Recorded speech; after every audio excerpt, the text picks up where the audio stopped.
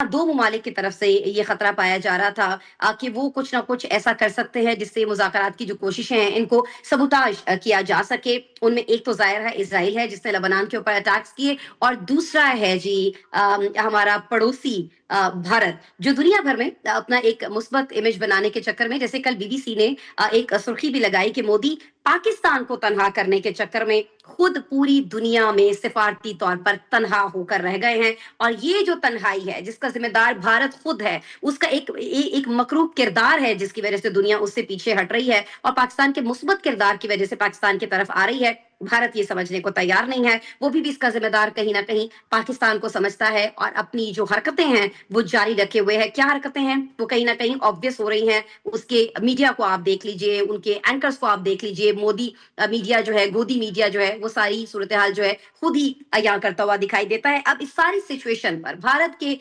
इस नेगेटिव एक रोल पर हम बात करने जा रहे हैं राजा फैसल साहब से। जियोपॉलिटिकल एनालिस्ट हैं, तवील सहाफती करियर रखते हैं, सहाफी भी हैं, बड़े अच्छे राइटर हैं, और इंटरनेशनल अफेयर्स पर बहुत उबूर रखते हैं। हमारे साथ वीडियो लिंक पर उन्हें वेलकम करते हैं, उनसे बात करते हैं। राजा फैसल साहब, बहुत शुक्रिया मुझे ज्वाइन करने के लिए।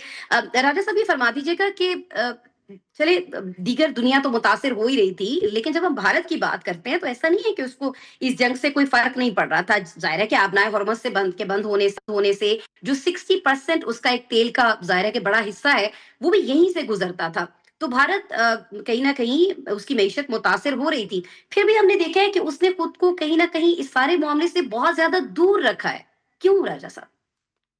देखिए, ये एक हठधर्मी उनकी, और मेरे ख्याल में जब से ये वॉर स्टार्ट हुई उससे 3 दिन पहले से ही जो हमें सुनने को मिला हम्म, भारत के बारे में हम्म, कि हम मदरलैंड हैं और इसराइल फादरलैंड है, और वो उसके 3 दिन बाद ही हमें ये देखने को मिला कि कैसे जारियत की गई ईरान के खिलाफ। तो उस सारे तनाजुर में भारत जो है वो पहले दिन से ही उसको समझ ही नहीं आई कि वो करे क्या।